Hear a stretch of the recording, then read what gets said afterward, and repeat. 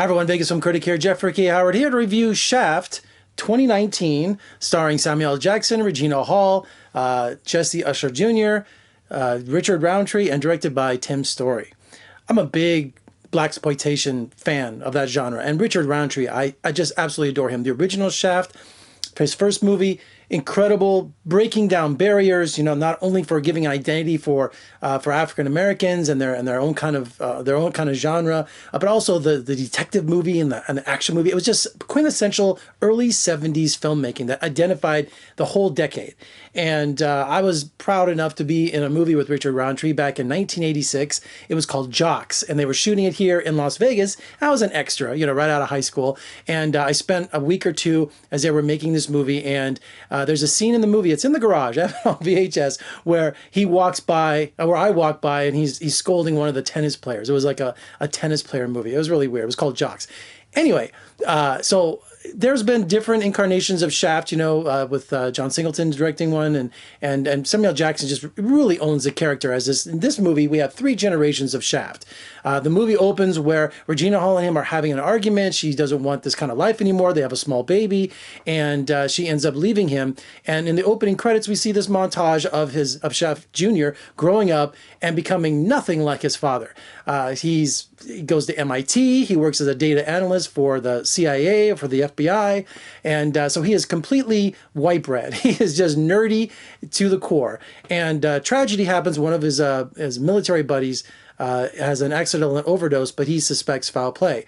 And so he can only do so much while being a data analyst, getting, you know, obtaining records illegally and doing those kind of things. He goes to his father finally after 30-something years and says, you know, Dad, I need your help. I want to hire you. So father and son are together. Finally, they're working out all their differences. You know, they're doing an investigation, and they're going after the same thing. I won't give any spoilers away. They're going after the same thing. And of course, the big finale, they have to go find Samuel Jackson's Shaft's father, Richard Roundtree. So all 3 of them together, all kicking butt. And what's surprising about this film, it really doesn't follow the other Shaft in terms of tone. It's a comedy. And it's a comedy. So I thought it was very unusual because it wasn't as serious or the overtones as the other movies.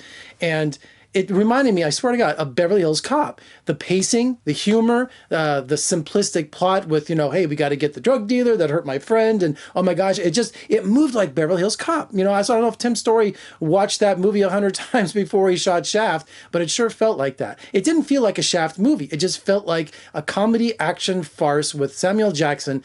You know, and the writing in it was really surprising. It was very politically incorrect. Misogynist, sexist, racist.